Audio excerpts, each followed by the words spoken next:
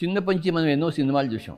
చనిపోయిన తర్వాత వాళ్ళందరూ యమలోకానికి వెళ్తారు. అక్కడ యమధర్మరాజు ఉంటాడు. ఈ చనిపోయిన వ్యక్తి అక్కడికి వెళ్తాడు. భూలోకం నుంచి చిత్రగుప్త అని పిలుస్తాడు యమధర్మరాజు. స్వామి ఇక్కడే ఉన్నాను అంటాడు.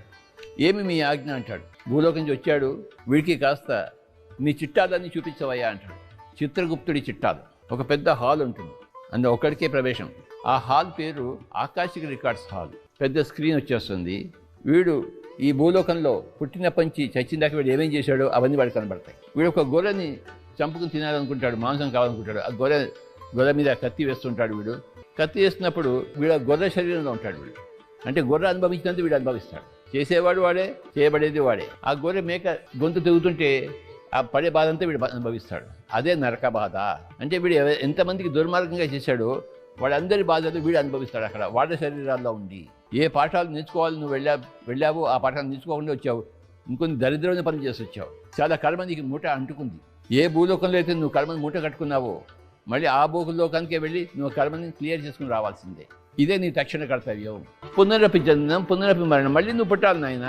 అంత వెంటనే జన్మ ఎత్తాం. దానికి మళ్ళీ ఏ తల్లి దగ్గర పుట్టాలి, ఏ తండ్రి దగ్గర పుట్టాలి, ఏ పాఠాలు నేర్చుకోవడానికి ఏ కుటుంబంలో పుట్టాలి, ఇవన్నీ ఉంటుంది. కథా కమామీష్ అంతా ఉంటుంది. అక్కడ పెద్ద టీం ఒకటి ఉంటుంది అన్నమాట.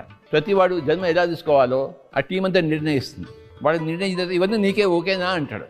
నాకు ఓకే లేదన్నాడు అనుకోండి, మళ్ళీ వాళ్ళు మారుస్తారు, ప్లాన్ మారుస్తారు. వీడు ఓకే అనేంతవరకు వాడి ప్లాన్లు మారుస్తూనే ఉంటారు. చివరికి వీరికి ఓకే అంటాడు. స్వామీజీ ఓకే స్వామి, మీరు చెప్పింది నాకు ఇన్ని ఫెయిల్యూర్స్, ఇన్ని సక్సెస్, ఇన్ని మానాలు, ఇన్ని అవమానాలు నేను ఒప్పుకుంటున్నాను. నా యొక్క స్క్రిప్ట్కి ఒప్పుకుంటున్నాను నాయన. సరే మళ్ళీ కొన్ని రోజులు రెస్ట్ తీసుకో, మళ్ళీ పుడతావు కదా, మళ్ళీ కొన్ని రోజులు రెస్ట్ తీసుకుంటారు. మళ్ళీ కొన్ని రోజులు రెస్ట్ తీసుకున్న తర్వాత పుట్టే గంట కొడతారనమాట. గంట కొట్టినప్పుడు వీడు మళ్ళీ పుట్టడానికి రెడీ అయిపోవాలి. లటక్కన తిరిగి వస్తాడు. అక్కడ మాయమైపోతాడు, ఇక్కడ వస్తాడు. ఈ మాయాలోకంలో పుడతాడు. కనుక నువ్వు చనిపోయి ఆ చిత్రగుప్తుడు నిన్ను ఆకాశంలో తీసుకెళ్ళినప్పుడు నువ్వు చేసిన పనులన్నీ నువ్వే చూస్తావు.